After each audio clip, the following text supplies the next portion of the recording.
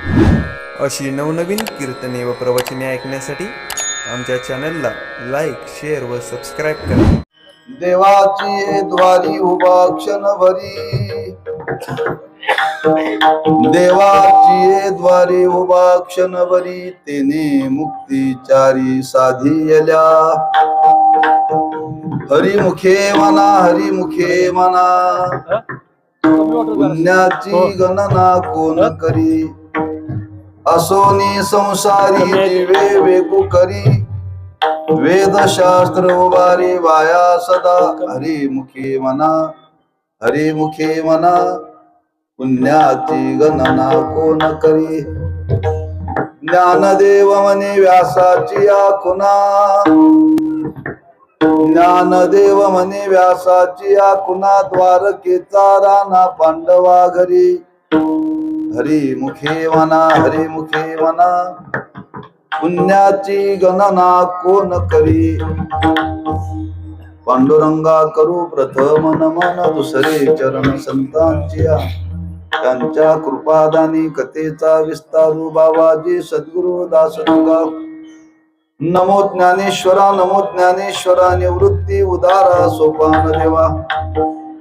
नमो मुक्ताबाई त्रिभुवन पावनी, आद्यत्रे जननी देवाची. नमो सद्गुरु तुकया ज्ञान दीपा, नमो सद्गुरु सच्चिदानंद रूपा. नमो सद्गुरु भक्त कल्याण मूर्ती, नमो सद्गुरु भास्करा पूर्ण कीर्ती. तुम्ही विश्वनाथ, तुम्ही विश्वनाथ,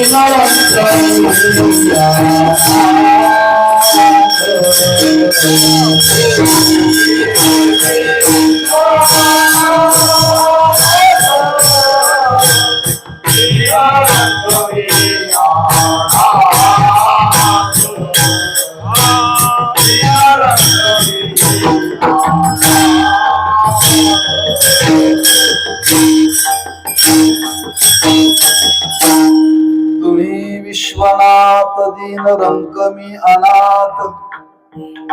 कृपा कराल ते थोडी, पाया पडिलो बराडी. देवाची द्वारे उभा क्षणभरी, तेने मुक्तीचारी साधियल्या. हरिमुखे म्हणा, हरिमुखे म्हणा, पुण्याची गणना कोण करी. शिवे करता निवडलेला अभंग संत सम्राट श्री ज्ञानेश्वर महाराजांचा हरिपाठ या ग्रंथातील पहिल्या क्रमांकाचा आहे. या अभंगातून संत सम्राट श्री ज्ञानेश्वर महाराज भगवत नामाची फलश्रुती सांगून त्या नामाचा उपदेश करतात.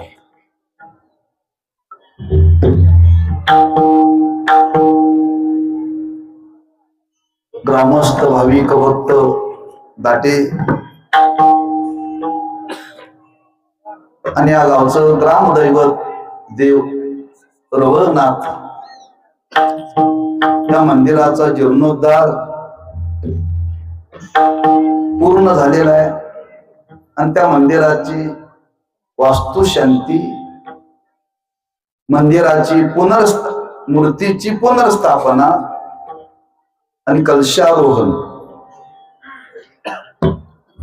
असा हा या ठिकाणी कार्यक्रम संपन्न होत आहे. बऱ्याच ठिकाणी मंदिराची वास्तू शांती आधी होते, मूर्ती स्थापना नंतर होते आणि काही काळानंतर कलशारोहण होतं बरं का. नेम असा आहे, हे एकाच वेळी झालं पाहिजे, एकाच वेळी झालं पाहिजे. पूर्ण काम झाल्याशिवाय वास्तू शांती करू नये असं शास्त्र सांगतं. घर बांधणाऱ्यांनी सुद्धा लक्षात ठेवा, घराचं काम पूर्ण झाल्याशिवाय वास्तू शांती करत नाही. लोक म्हणतात कामापुरतं झाले, राहिलं काम नंतर करू, चालत नाही बरं. म्हणजे पूर्ण, आणि त्यातलं पूर्ण काम होण्याचं लक्षण म्हणजे कलशारोहण. आणि असा हा सोहळा या ठिकाणी ग्रामस्थांच्या वतीने संपन्न होत आहे. अतिशय उत्साहाने बरं का. अगदी प्रवेशद्वारात प्रवेश केल्यापासून मंदिरापर्यंत येणाऱ्याचा उत्साह मावळणार नाही, एवढा उत्साह गावात आहे बरं का.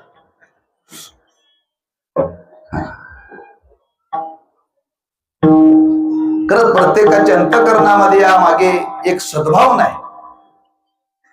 किंबहुना हे कार्य करण्याकरता गाव एकवटलेलं आहे बरं का, एकवटलेलं आहे असं याच्यातून पाहायला मिळतं.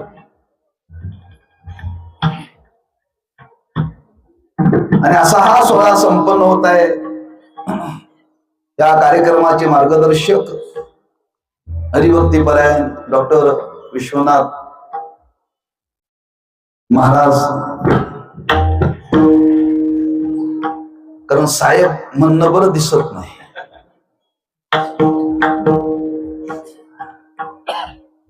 आमचे गुरुबंधू होते, ते म्हणायचे 6 विकार ज्याच्या जवळ आहेत त्याला 6 योग म्हणावं. 6 योग ज्याच्या जवळून गेले विकार राहिले नाही त्याला महाराज म्हणावं. त्यांच्या मार्गदर्शनातून हा सोहळा संपन्न होत आहे. आणि पहिल्या 2 दिवसामध्ये या कार्यक्रमाला आरंभ झालेला आहे. त्या उत्सवाची, मूर्तीची, कलशाची मिरवणूक काल संपन्न झालेली आहे. आज काही विधी झालेला आहे, उद्या काही विधी आहे, आणि परवा मूर्ती स्थापना, आणि त्यानंतर महाप्रसाद, असा एकंदर 6 दिवसाचा कार्यक्रम. 6 दिवसाचा कार्यक्रम, त्यातला आपण मध्य साधलेला आहे 3रा दिवस.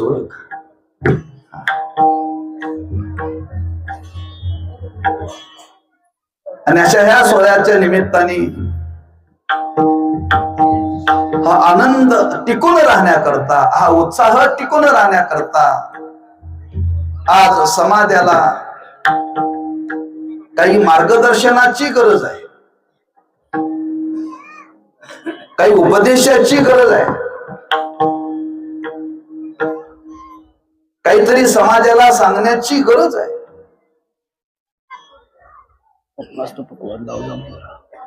पण देवाची ही मूर्ती स्थापनेचा सोहळा संपन्न होत असताना त्या सोहळ्याच्या मागे काहीतरी शास्त्र आहे बरं का, शास्त्र आहे असं वर्णन केलेलं आहे. ज्ञानावरांनी वर्णन केले. नगरेची रचावी, जलाशय निर्मावी. एखादी नगर वसवता येतं, कॉलनी वसवता येते, पण त्या कॉलनीमध्ये, त्या कॉलनीला पावित्र्य प्राप्त व्हायचं असेल तर त्या गावाला देवपण येण्याकरता देवाचं वास्तव्य असावं लागतं. देवाचं वास्तव्य असावं लागतं. गावाला गावपण येण्याकरता त्या गावाला ग्रामदैवत असावं लागतं. माणसाला माणूस पण येण्याकरता माणुसकी असावी लागते. तसं गावाचं जे वैभव आहे, गावात किती श्रीमंत राहतात, किती मंत्री राहतात, त्यापेक्षा गावामध्ये काय दैवत आहे या गावाला ते महत्व आहे बरं का लक्षात.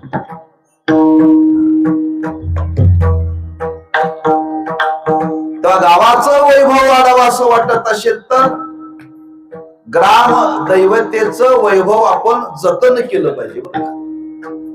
अतिशय श्रद्धेनं जतन केलं पाहिजे, अतिशय भावनेनं ते जतन केलं पाहिजे. कारण ती देवता गावाचं रक्षण करते, गावाचं रक्षण करते. गावावरती येणारी संकट निवृत्त करण्याचं सामर्थ्य त्या देवतेमध्ये. अशी गावाची देवता, गावाचं रक्षण करणारी त्या देवतेविषयी प्रत्येकाच्या अंतःकरणामध्ये कृतज्ञ भाव पाहिजे. आणि ती कृतज्ञता कशी असावी, ती कृतज्ञता कशी व्यक्त करावी असं आवर्जून म्हटलं तर काय चुकीचं होणार नाही. हे नाते गावाकडून शिकावं.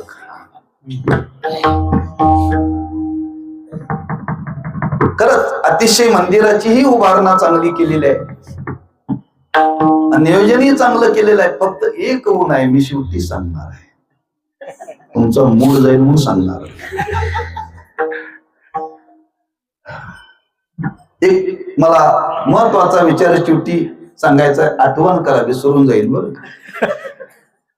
पण सांगणं गरजेचं आहे. आणि अशा ह्या सोहळ्याच्या निमित्ताने आज आपण एकत्र आलेलो आहोत. मला वाटतं हे गावातले तर आहेत, पण माहेर वाशिनी सुद्धा आलेले आहेत. आणि सर्वांच्या उपस्थितीमध्ये, सर्वांच्या सहकार्यातून कार्य पूर्णत्वाला गेलेलं आहे. नवे नवे अगदी संतांच्या भाषेमध्ये जर बोलायला ठरलं तर पूर्ण केला, पूर्ण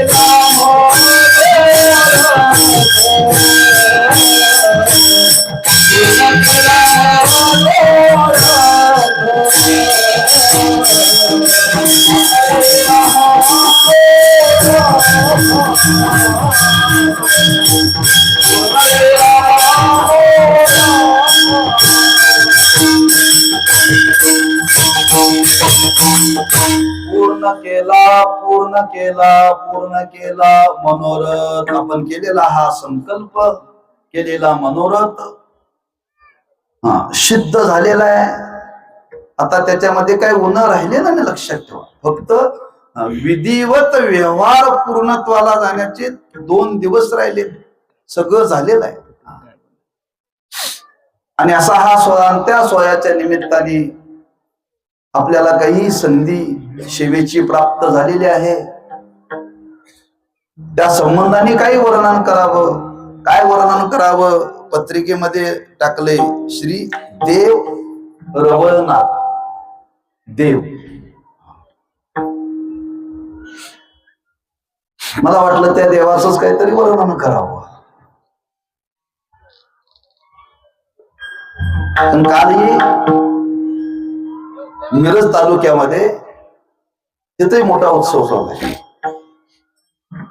हनुमंतरायाच्या मूर्ती स्थापनेचा मोठा आहे कार्यक्रम. मूर्ती स्थापना होते, परवा आहे ती, पण काल कीर्तनाची सेवा होती. अजून मूर्ती स्थापना झालेली नाहीये. फेटा बांधेपर्यंत विचार करत होतो आपण कोणता घ्यावा. आजही तसंच आहे बरं.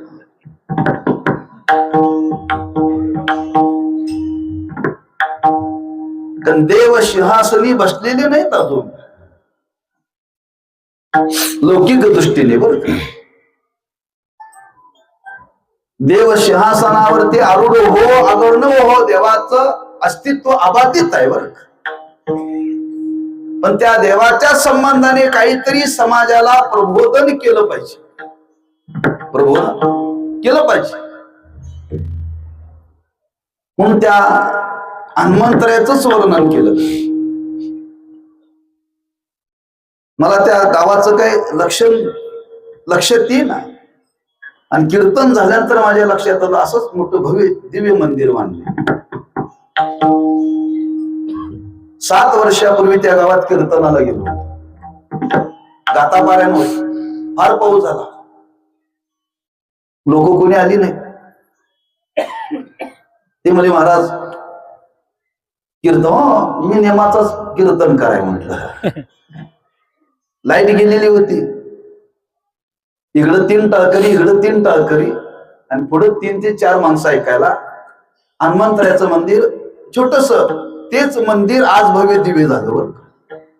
ज्या मंदिरामध्ये 4 टाळकऱ्यावरती 4 माणसावरती कीर्तन केलं होतं, अंधारात केलं होतं, ते मंदिर पडायला आलेलं होतं. पण तेच मंदिर इतकं भव्य दिव्य झालं ते मला कीर्तन झाल्यावर कळालं. कीर्तन झाल्यावर कळालं. हनुमंतरायाचं वर्णन करावं लागलं.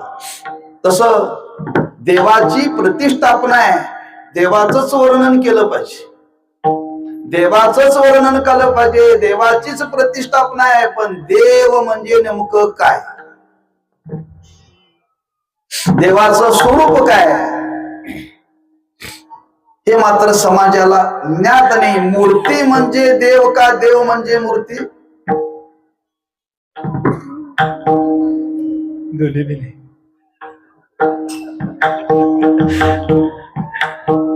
मी प्रश्न केला. देव म्हणजे मूर्ती का मूर्तीमध्ये देव आहे?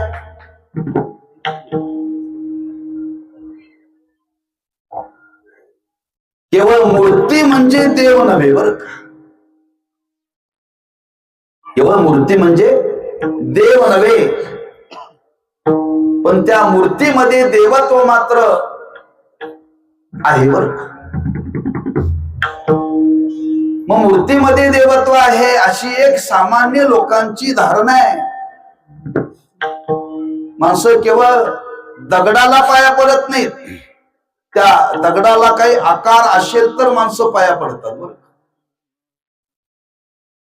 त्या दगडाच्या ठिकाणी देवत्व भावना निर्माण होण्याकरता त्या दगडाला देवाचा आकार द्यावा लागतो, देवाचा आकार द्यावा लागतो. वास्तविक देवाला आकार नाही आहे, देवाला आकार नाही, तो निराकार आहे, तो निराकार आहे. देवाला आकारच नाहीये. पण आकार असल्याशिवाय माणसं देव मानायला तयार नाहीत. आकार असल्याशिवाय माणसं देव मानायला तयार नाहीत, लक्षात ठेवा.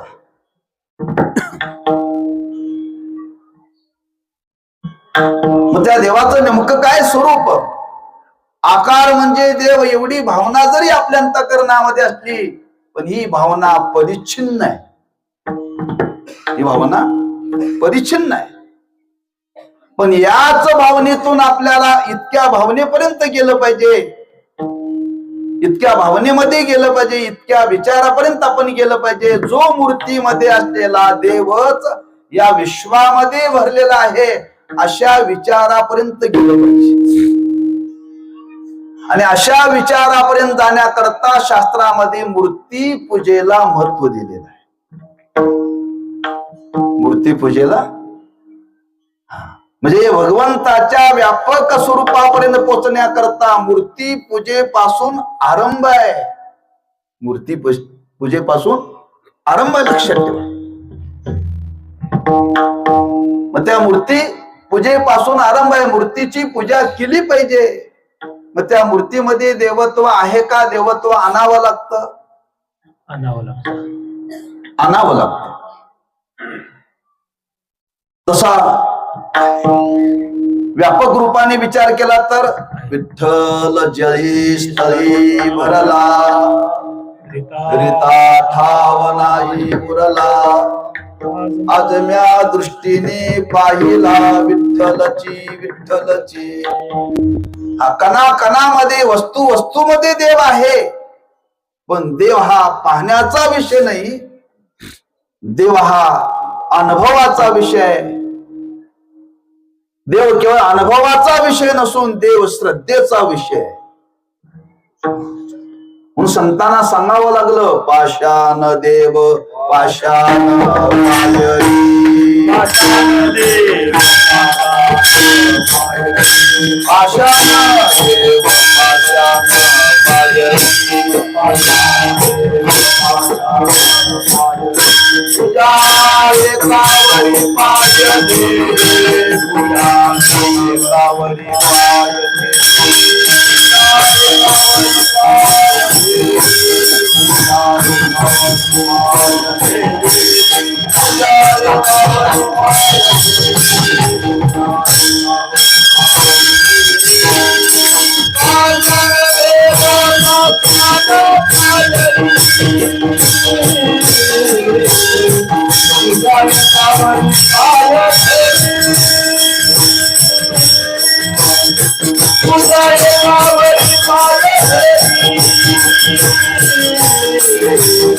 तुझ्या एकावरी पाय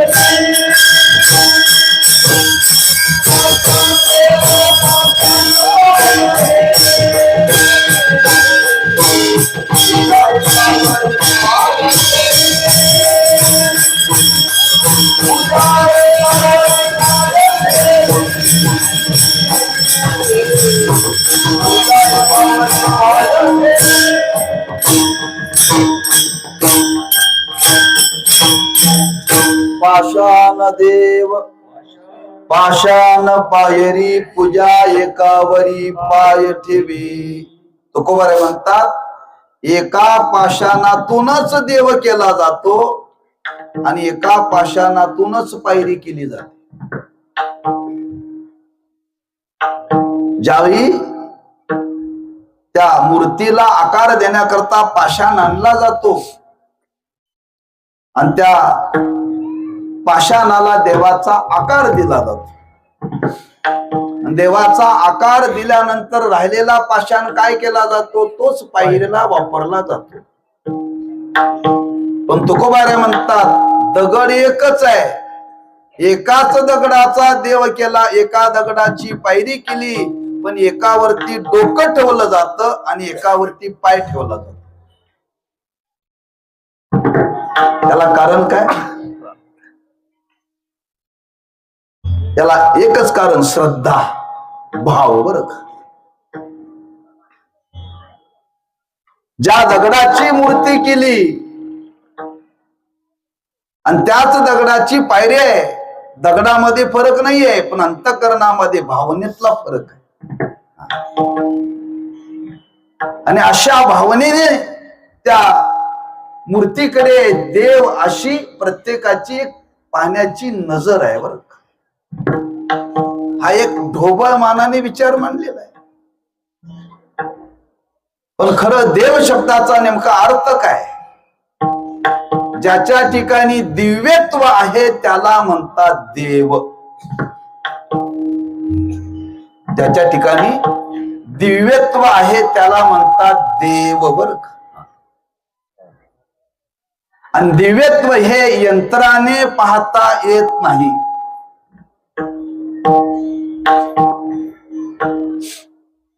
मग त्याच्याकरता कशाची गरज आहे? मंत्राची गरज आहे. मंत्राची गरज आहे. काही लोकांनी ठरवलं ज्ञानोबराय समाधी अवस्थेमध्ये आहेत आणि त्या समाधी अवस्थेमध्ये आम्हाला यंत्राच्या साहाय्याने ज्ञानोबरांना पाहायचं आहे म्हणून काही लोकांनी डोकं चालवलं. जिथून ज्ञानोबराय समाधीला गेले त्या सिद्धेश्वराच्या तिथून एक छिद्र आहे, आम्ही तिथून बारीक कॅमेरा आत सोडू आणि त्या कॅमेऱ्याच्या द्वारे आतले ज्ञानोबराय पाहू. नाही पाहता येणार. पाहता येणार नाही. कारण ज्ञानोबा म्हणजे सामान्य नाही येत. कैवल्याचा पुतळा प्रगटला पुतळा, कैवल्याचा पुतळा प्रगटला पुतळा,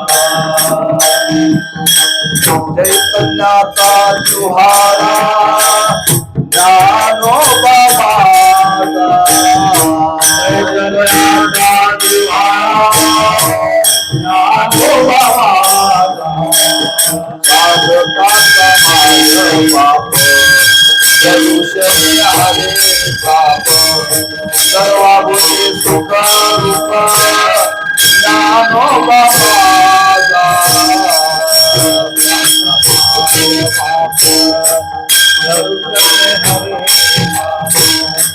सर्वाभूते सुख रूप ज्ञानोबा कैवल्याचा पुतळा. मला दिव्यत्व सांगायचं आहे. हा, ते यंत्राने पाहता येत नाही, मंत्राच्या साह्याने त्याचा अनुभव घेता येईल. हा, यंत्र तिथं लागू पडत नाही, लक्षात ठेवा. का लागू पडत नाही? मग दिव्यत्व शब्दाचं विशेष रूपाने वर्णन करताना असं शास्त्रामध्ये वर्णन केलं. दिव्यत्व या शब्दाचा अर्थ आज तो जगाचं प्रकाशन करतो, जगाचं प्रकाशन करतो. आज देवाच्या सामर्थ्याने आपण जग पाहतो, त्याच सामर्थ्याने देवाला पाहता येत नाही. असं त्या देवाचं स्वरूप आहे आणि असं त्या देवाचं स्वरूप आहे. पण महाराज म्हणतात तेच आज मूर्तीमध्ये एकवटलेलं आहे. ते दिव्यत्व ते मूर्तीमध्ये एकवटलेलं आहे आणि ते दिव्यत्व मूर्तीमध्ये एकवटलेलं आहे. आणि त्या दिव्यत्वाचा आपल्याला जर अनुभव यावा असं वाटत असेल तर त्या देवाची साधना घडली पाहिजे, त्या देवाची उपासना घडली पाहिजे. आणि ती साधना आणि उपासना घडण्याकरता काय केलं पाहिजे, ती कशा पद्धतीने साधना केली पाहिजे ते महाराज अभंगाच्या पहिल्या चरणामध्ये सांगतात. देवाचे द्वारी उभा चढ, देवाचे द्वारी उभा चढ,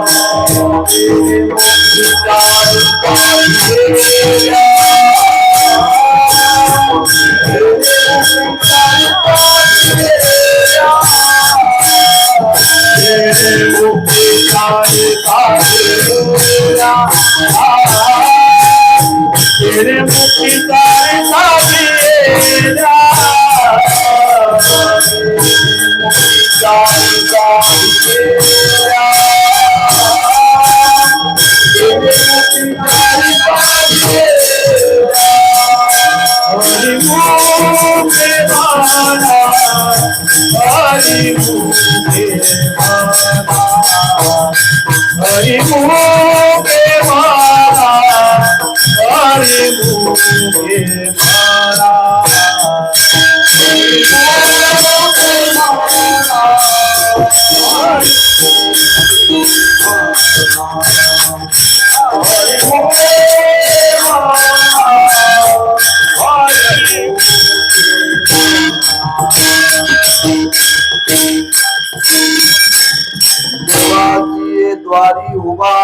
भरी तेने मुक्तीचारी साधियल्या फलश्रुती सांगितलेले. 4 चरणाचा अभंग आहे. 4 चरणाच्या पैकी पहिल्या चरणाच्या उत्तरार्धामध्ये फलश्रुती सांगितल्या. तेवढाच आपल्याला विचार करायचा आहे आपल्या वेळेमध्ये. कारण आज समाजाला मुक्तीची गरज आहे का भुक्तीची गरज आहे? आज समाजाला भुक्तीची गरज आहे, मुक्तीची गरज नाही. पण शास्त्र सांगत केवळ भुक्तीने माणसाचं जीवन पूर्ण होत नाही, अपूर्ण आहे. माणसाचं जीवन पूर्ण होण्याकरता मुक्तीची गरज आहे. म्हणून फलाचा विचार मांडलेला आहे. पण त्या फलाची जर सिद्धी आपल्याला करून घ्यायची असेल तर त्या देवतेची आपल्याला उपासना करावी लागेल. आणि त्या देवतेची उपासना करण्याकरता ज्ञानोबा म्हणतात फार सुलभ आहे, फार सुलभ आहे. त्याची उपासना करण्याकरता ज्ञानोबा म्हणतात काहीही लौकिक साधन लागत नाहीत.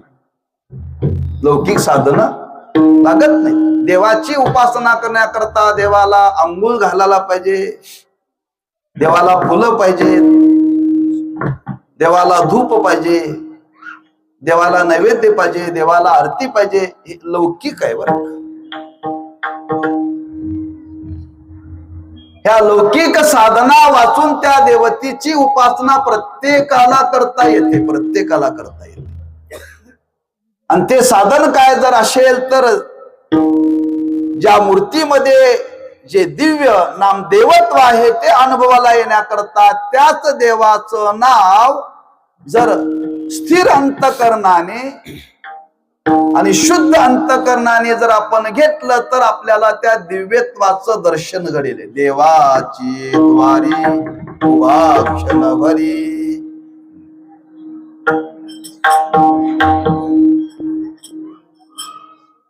फार सुलभता सांगितली.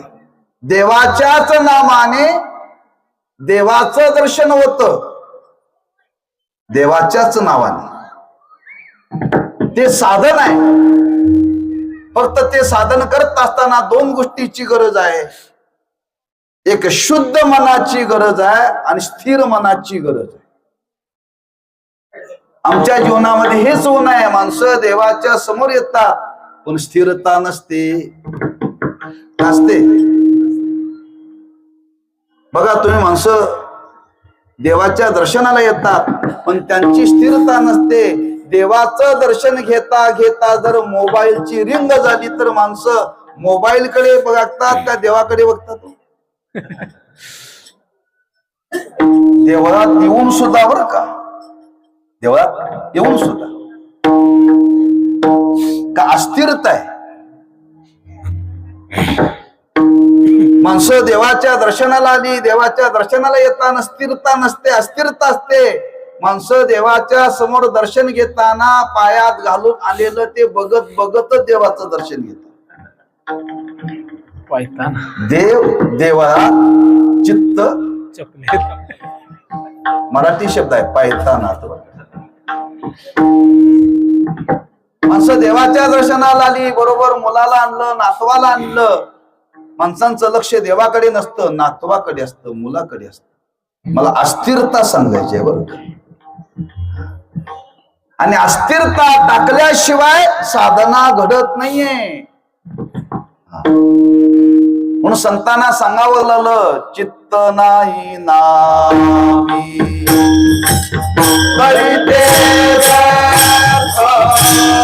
चित्त नाही नामी.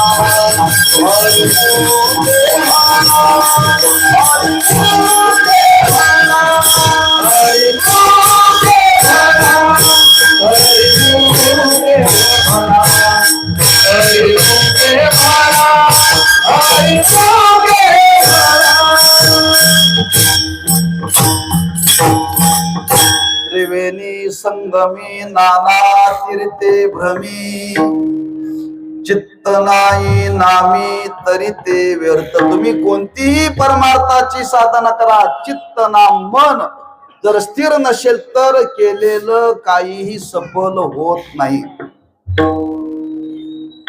तुम्ही देवळात आला काय, कीर्तनाला आला काय, तीर्थाला गेला काय, पण स्थिरता नसेल तर, स्थिरता पाहिजे. ऐकणाऱ्याची स्थिरता पाहिजे, सांगणाऱ्याची स्थिरता पाहिजे, गाणाऱ्याची स्थिरता पाहिजे, वाजवणाऱ्यांची, संयोजकाची सुद्धा स्थिरता पाहिजे. सगळं अस्थिरतेमध्येच चालतंय बरं. सिस्टम सगळं अस्थिरतेमध्ये चालत. थोडी साधना करा पण स्थिर मनाने करा.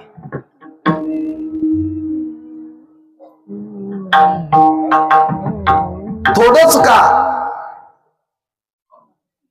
पण पौष्टिक खा. बरोबर आहे ना. आज ते कुरकुऱ्याचे पुढे येतात, ते मोठेचे मोठे असतात बरोबर. मोठेचे मोठे असतात ते पुढे, त्यात निम्मी हवा भरलेली असते. दिसायला ते मोठं दिसतं, ते मूल ते हवरेनं घेत मोठं आहे असं, आणि ते फोडल्यानंतर ते एवढंच होतं. आणि ते कुरकुरे खातात, कुरकुरे खाऊन सुद्धा पोराचं पोट भरत नाही. म्हणून लक्षात ठेवा, कुरकुर खाऊन ते आयुष्यभर किरकिर किरकिर करत आहे. कुरकुरे किरकिरे, त्याला एवढा कुरकुऱ्याचा पुडा देण्यापेक्षा एक बदाम द्या, पौष्टिक आहे. तसं आज ही साधना करायची, आणि ती साधना करण्याकरता महाराज म्हणतात क्षणभरी, एक क्षण आपलं मन स्थिर करा बरं का, बाकी काही करू नका. किंबहुना त्या भगवंताचं नाम स्थिर मनाने घ्या, स्थिर मनाने घ्या बरं का. आपल्या जीवनाची अस्थिरता कधीही निर्माण होता कामा नये. किती स्थिरता असावी हो. पुराणात दाखले दिलेले, पुराणामध्ये दाखले दिलेले. पहाते पांडव अखंड वनवासी, अखंड वनवास होता पण मनाचा अस्थिरता नव्हती, स्थिरता होती. आमच्या जीवनामध्ये वनवास नाहीये पण मन स्थिर नाहीये. वनवासामध्ये राहून सुद्धा त्यांचं, वनवास भोगून सुद्धा मन स्थिर होत. आम्ही आज एवढे व्यवस्थित राहतो तरी आमचं मन स्थिर नाहीये. म्हणून आज आपल्याला जर त्या देवाचं मूर्तित्व, देवत्व अनुभवाला यावं असं वाटत असेल, त्याचं दर्शन व्हावं असं वाटत असेल, तर ज्ञानोबा म्हणतात एक मनाची स्थिरता करा, मनाची स्थिरता करा. आणि ती किती करा, क्षणभरी. का हो, तासभरी का म्हटलं नाही ज्ञानोबाने, दिवसभरी का म्हटलं नाही. ज्ञानोबांना माहित आहे प्रत्येकाच्या मनावरती संस्कार नाहीत. संस्कारहीन लोकांची संख्या जास्त आहे. एवढं मनाचं चंचल आहे, एवढं मनाचं चंचल आहे. आम्ही एका ठिकाणी स्थिरवर राहू शकत नाही. लक्षात ठेवा. स्थिर राहिल्यासारखं वाटतंय पण स्थिरता नाहीये. तुकोबारांनी दृष्टांत दिलाय.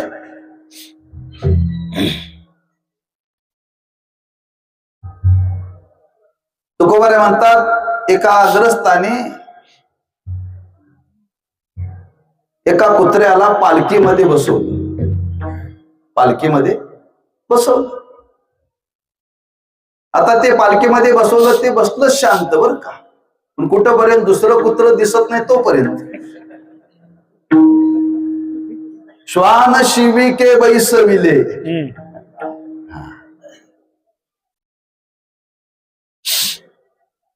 मांजर सुद्धा एकाग्र बसतं पण कुठंपर्यंत मंदिर दिसत नाही तोपर्यंत. मी मांजराचं आणि कुत्र्याचं वर्णन करायलंय, माणसाचं नाही. माणसाची अवस्था त्याच्या पलीकडची आहे. आज प्रत्येकाच्या मनाची अस्थिरता आहे आणि अस्थिर असलेल्या मनाला स्थिर करणं इतकं सोपं नाहीये, इतकं सोपं नाहीये. पण ज्ञानोबा म्हणतात अभ्यास करा, एक क्षणभर त्याला स्थिर करण्याचा प्रयत्न करा. हे शक्य आहे बरं का प्रत्येकाला. तासभर करणं शक्य नाहीये, पण एक क्षणभर त्या देवाच्या ठिकाणी मन स्थिर करता येतं. अभ्यास करा, अभ्यासाने शक्य आहे. सर्वांच्या जीवनामध्ये ही साधना घडण्याकरता, सर्वांनी ती साधना घडण्याकरता ज्ञानोबा म्हणतात काय नाही, फक्त एक क्षण तुम्ही देवा करता द्या. या आटा पहारा माझी पुढं मोठके निवेशवरी दे तू जाय. आटा पहारा माझी म्हणजे काय हो? मराठी शब्द आहे, पण मराठीचे संस्कार राहिले नाही, इंग्रजीचे संस्कार आले. रात्री झोपताना मराठीमध्ये काय म्हटलं जातं? Good night. Good night. Good night. एखाद्या लहान मुलाला विचारा, ते काय सांगतंय? Good night. Good night.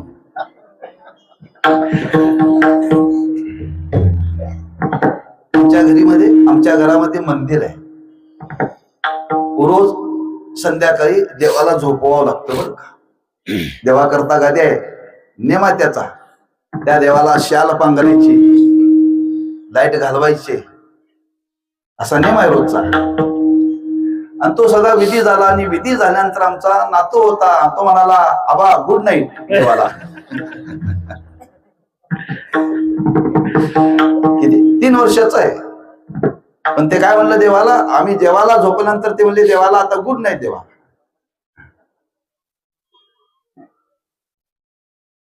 इथं आटा पहारी शब्द आहे. दिवसाचे 4 प्रहर आणि रात्रीचे 4 प्रहर. प्रहर कशाला म्हणतात? 3 तासाचा एक प्रहर बरं का. 3 तासाचा. 6 ते 9, 9 ते 12, 12 ते 3 आणि 3 ते 6 झाले 4. असे रात्रीचे 4. 8. आटा पहारा माझी मोठके. 8 पहारा म्हणजे 24 तासामध्ये मोठके म्हणजे निमिष म्हणजे क्षणभर तुम्ही देवा करता द्या. फार देऊ नका.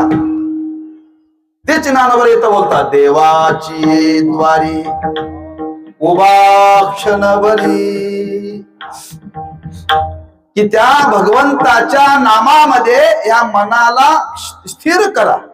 स्थिर करा बरं. आणि असं स्थिर करा, एक शब्द वापरला आणि दुसरा विचार मांडला, शुद्ध करा. शुद्ध मनाने बरं का. स्थिर मनाने आणि शुद्ध मनाने हाच विचार शास्त्रकारांनी मांडला. सुमनुवानी शुद्धमती अनंत को अनन्य गती गोपई तया प्रती. अधिकाराचा विचार मांडताना हाच मांडला, पण सुरुवात कुठून आहे? उभा क्षणभरी. प्रत्येकाने आपलं एक क्षणभर मन स्थिर करण्याचा प्रयत्न करा. कुठं? देवा करता, संसारा करता नव्हे. आणि संसारा करता कधी मन स्थिर होत नाही. संसारासाठी होत नाही का? तो चंचल आहे. स्थिर करण्याकरता त्या मनाला जे आलंबन लागतं ते स्थिर असावं लागतं. देव स्थिर आहे, देव दिव्य आहे. आणि अशा त्या देवाचं दर्शन होण्याकरता एक क्षण त्या देवाच्या ठिकाणी त्या देवाच्या नामाच्या द्वारे स्थिर करावं. आणि असं स्थिर करता करता, शुद्ध मनाने करता करता त्या मनाची शक्ती एवढी वाढेल, एवढी शक्ती वाढेल, एवढी शक्ती वाढेल. ज्ञानोबा म्हणतात तुमच्या पदरामध्ये फल मिळेल.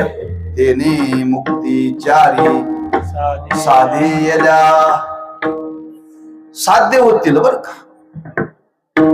कुणी म्हणेल आम्हाला मुक्तीची आवश्यकता नाही, भुक्ती पाहिजे. ज्ञानोबा म्हणतात तेही मिळेल.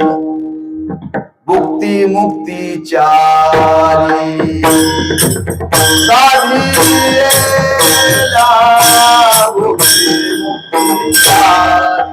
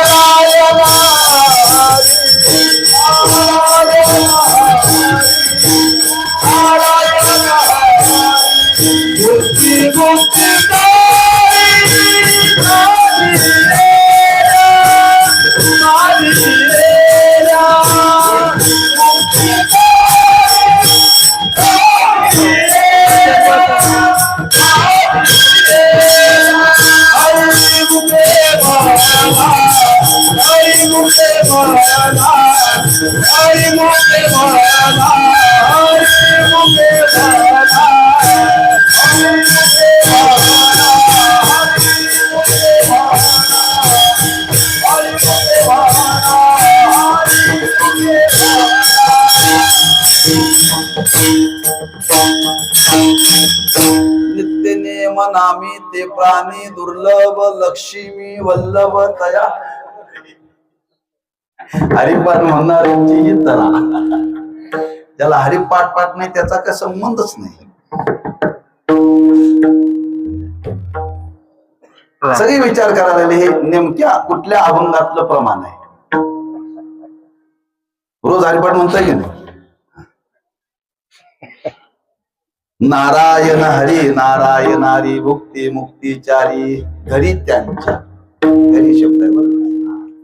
पहिल्या चरणातला साधेले शब्द मी जोडला. ज्ञानोबा म्हणतात उभा क्षणभरी देवाचं नाव जर क्षणभर घेतलं तर तुम्हाला चारी प्रकारची भुक्ती सुद्धा प्राप्त होईल. त्यात काही वाद नाही. भुक्ती प्राप्त होईल. पण भुक्तीने आजपर्यंत कोण तृप्त झालेला नाही. झालेला नाही. चरित्र पहा. चरित्र रावणाला किती होत्या? 80,000. 80,000 होत्या बायका. 80,000 बायका होत्या. 1.25 लाख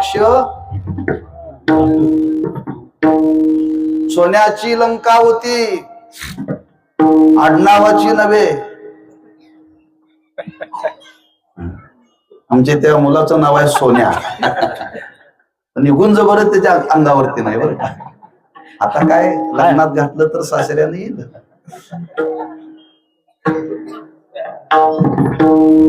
हा सोन्याची लंका होती. पूर्ण रावणाच्या जीवनाचा विचार करा. सर्व ऐश्वर रावणाच्या जीवनामध्ये होत. हा सर्व भोग रावणाकडे होते. पण जीवन अपूर्ण होत बर का. जीवन अपूर्ण होत. म्हणून तर रावणाने ठरवलं एवढं ऐश्वर माझ्याकडे आहे, पण शेवटी मला प्रभू रामचंद्राचं दर्शन होऊन मी मुक्त व्हावं.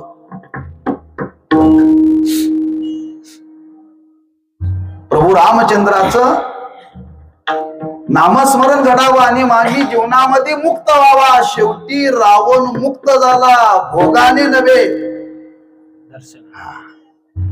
आमच्या तुमच्या सारख्याची काय कथा. भोगाच्या नादाला लागू नका. मिळतील तुम्हाला, मिळतील, लक्षात ठेवा. पण रावणाने 33 कोटी देव घरामध्ये कामाला लावले होते. आपल्याकडे पगार देऊन काम माणसं येत नाहीत. पगार देऊन माणसं येत नाही, लक्षात ठेवा. प्रत्येक देवतेला कामाला लावलेलं होतं, लक्षात ठेवा. म्हणजे एवढ्या ऐश्वर्याने तो रावण संपन्न होता. मुद्दा आपला आहे, नामस्मरणाने भुक्ती प्राप्त होईल, अगदी स्वर्गाचं ऐश्वर बघता येईल, पण ते टिकाऊ नाहीये.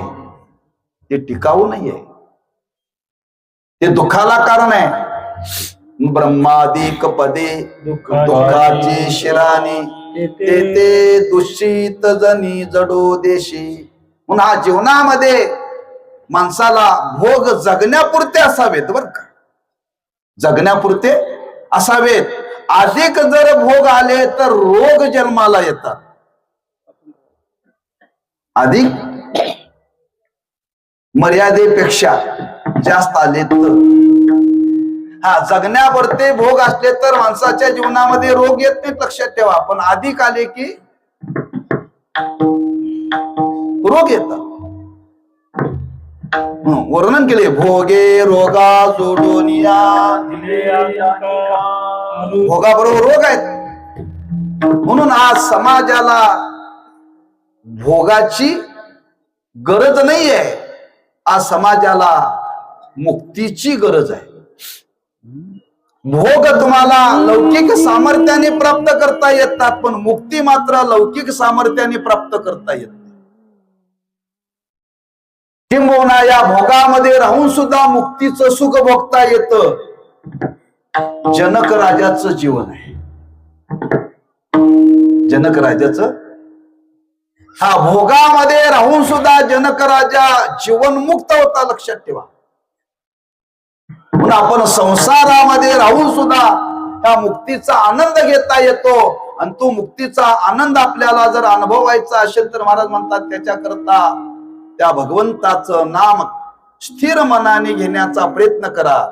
देवाची द्वारी उभा क्षणभरी, तेने मुक्तीच्या साधियल्या. ज्ञानोबारांना कोणीतरी विचारलं असेल, ज्ञानोबा आहे तुम्ही सांगता बरोबर आहे, पण आम्हाला सध्या मुक्तीची गरज नाही आहे. आम्हाला सध्या मुक्तीची गरज नाही आहे. आम्हाला गाठोड्याची गरज आहे. गाठोड्याची गरज आहे. आम्हाला आता रोजच्या जीवनामध्ये काहीतरी व्यवहार करण्याकरता आम्हाला काहीतरी पाहिजे. आम्हाला मुक्ती नको आहे. ज्ञानोबा म्हणतात त्या नामस्मरणाने तुम्हाला मुक्ती मिळेलच. जर तुम्हाला ती मुक्ती नको असं वाटत असेल तर तुम्ही त्या नामस्मरणाने असं काही जीवनामध्ये मिळवू शकता. असं काही जीवनामध्ये मिळवू शकता. काय जीवनामध्ये मिळवू शकता ते महाराज अभंगाच्या दुसऱ्या चरणात सांगतात. हरी मुके म्हणा, हरी मुके म्हणा, हरी मुके म्हणा, हरी मुके म्हणा,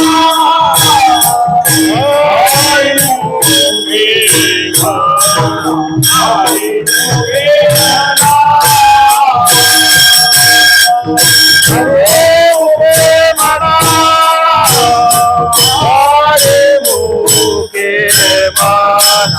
हरे मुके म्हणा, हरे मुके म्हणा, हरे मुके म्हणा, हरे मुके म्हणा, पुण्याची गरज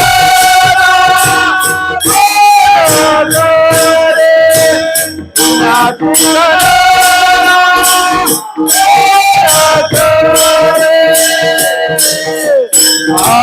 मुखे मना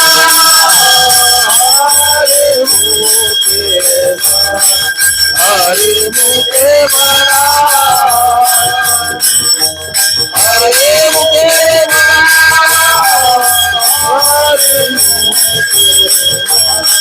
हरे मुखे मना पुण्याचे घर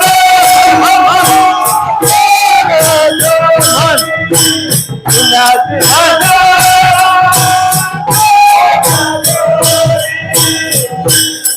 हरे मुखे मना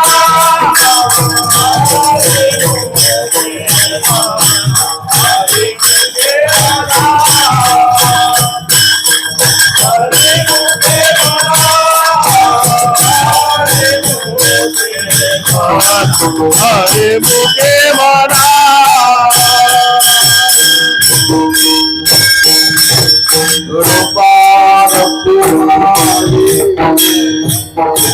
काय सर्वांनी टाळी वाजवा.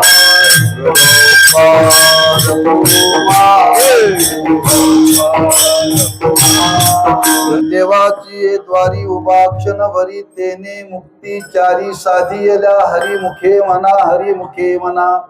पुण्याची गणना कोण करी. महाराज म्हणतात त्या भगवंताचं नाम घेण्याचा प्रयत्न करा. ज्या नामस्मरणाने क्षणभर जरी साधना केली तर साध्य सांगितलं मुक्ती. महाराज म्हणतात जरी आपलं मन स्थिर जरी नसेल तरी तुम्ही भगवंताचं नाम घ्यायला का हरकत नाही. नाही मन स्थिर नाही नसताना जर घेतलं आणि त्याचं काय मिळणार नाही काय. महाराज म्हणतात घेतलेलं वाया जाणार नाही. तुम्ही घेत जा हरिमुखे म्हणा हरिमुखे म्हणा हरिमुखे म्हणा. कुठं म्हणा जिथं असाल तिथं म्हणा. जिथं असाल तिथं कुठेही असाल तुम्ही तिथं. एकांतात असाल लोकांतात असाल घरात असाल बाहेर असाल कामात असाल रिकामे असाल जिथं असाल तिथं राहून तुम्ही त्या भगवंताचं नाम घ्या. घेता येतं घेता येतं. त्याच्याकरता काही निषेध केलेला नाहीये. म्हणा हरिमुखे म्हणा हरिमुखे म्हणा पण म्हणा. दुसरं काय म्हणू नका बरं. त्या मुखाने त्या भगवंताचं नामच घेण्याचा प्रयत्न करा.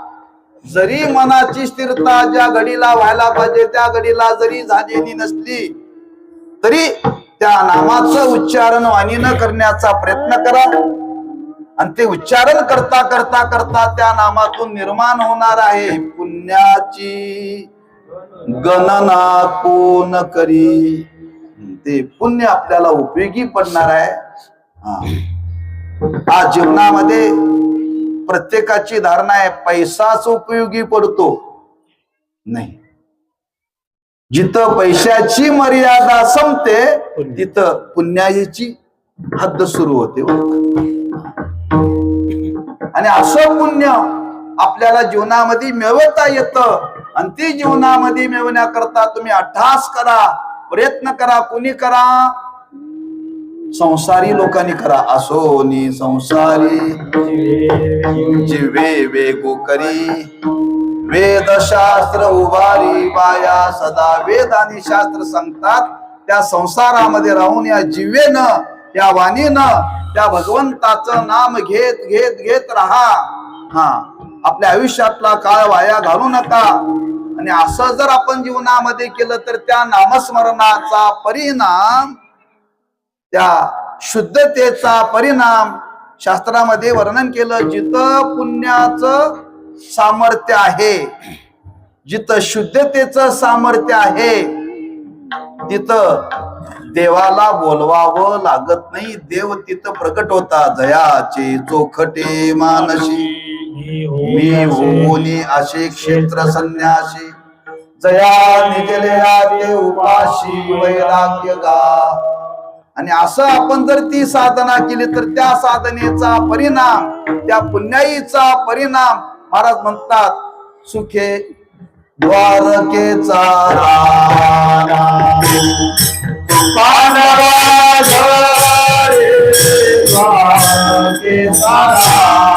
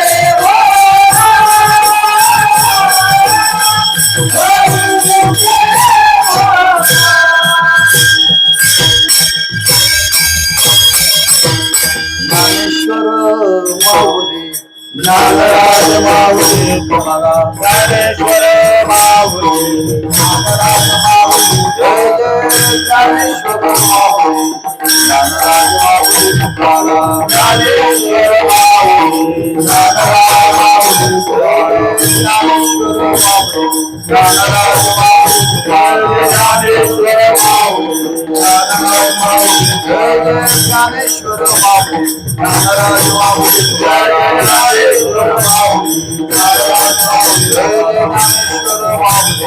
ज्ञानेश्वर माऊली नागराज माऊली ज्ञानेश्वर माऊली नागराज माऊली जय ज्ञानेश्वर माऊली नागराज माऊली ज्ञानेश्वर माऊली नागराज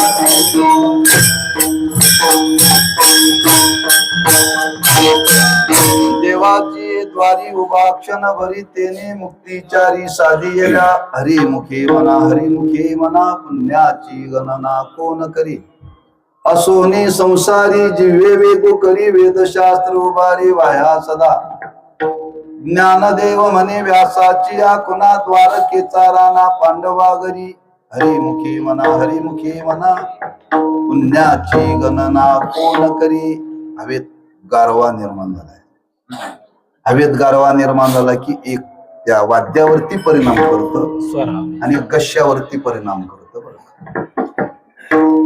तेव्हा वेळेची मर्यादा मनी मानशी घेऊन त्या अभंगाचा एक भाव आपल्या समोर थोडक्यामध्ये प्रकट केलेला आहे अजून मूर्ती स्थापनेचा सोहळा व्हायचा आहे म्हणून साधनेचा विचार म्हणला साधना करून त्या देवापर्यंत जावं देव बसल्यानंतर काय मागावं देव बसल्यानंतर मागतील माणसं म्हणून त्या साधनेच्या संबंधाने आणि त्या देवाचा विचार आपल्या समोर काही अंशाने आजच्या ह्या सोहळ्याच्या निमित्ताने प्रगट करण्याचा एक आम्ही आपल्या समोर केलेला एक प्रयत्न आहे सोहळा संपन्न होणारच आहे म्हणून मी आरंभाला बोलून गेलो एक 5 मिनिटं बसा माझ्या करता एवढा सोहळा आपण आनंदाने संपन्न करताय अनेक सोहळ्याचं आपण नियोजन करताय आयोजन करताय बरं तेव्हा एक संप्रदायाचा विधी आहे अशा सोहळ्याला एक तरी अधिकारी व्यक्ती असावा बरं का. ज्या दिवशी मूर्ती स्थापना त्या दिवशी अधिकारी व्यक्तीचं कीर्तन असावं, कुणाचं तरी स्टार कीर्तनकार असू नये बर का. तेव्हा माझी विनंती आहे, इथून पुढच्या नियोजनामध्ये थोडासा तुम्ही हा विचारात घ्या. एखादा वाढदिवस आहे, एखाद्याचा काय हे, मग स्टार आणा नाहीतर 5 स्टार आणा. अहो देवाला आपण इथं आज वैदिक परंपरेने एवढा अट्टास करून एवढा खर्च करून तुम्ही एवढा सोहळा करताय आणि त्या दिवशी सोम्या गोम्याला कीर्तनाला सांगताय तुम्ही. अधिकारी व्यक्ती असावा लक्षात ठेवा. ज्या दिवशी देव बसणार ना त्या दिवशी परंपरेतला अधिकारी विद्वान व्यक्ती असावी, ज्याच्या घरामध्ये अखंड उपासना आहे. अशी कितीतरी आपल्या संप्रदायामध्ये मंडळी आहेत, ते आपल्या सोयाचं वैभव आहे लक्षात ठेवा. म्हणून ही दखल इथून पुढच्या कार्यक्रमामध्ये आपण यावी घ्याल अशी अपेक्षा ठेवून मी थांबतोय. तेव्हा झालेली सेवा त्या देव रवनाथाच्या चरणी समर्पित करायची आहे आणि त्याच्याकडे एवढंच आज आपल्याला मागायचं आहे.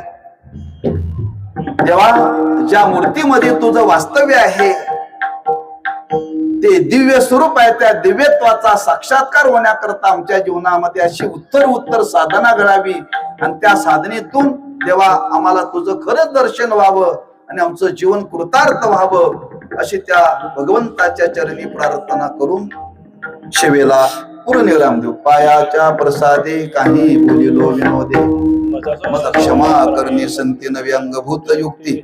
नोहेया उपदेश तुमचे बडबडिलो शेष, तुमच्या कृपेचे पोषणे जन्मोजन्मी कामने तुकाराम.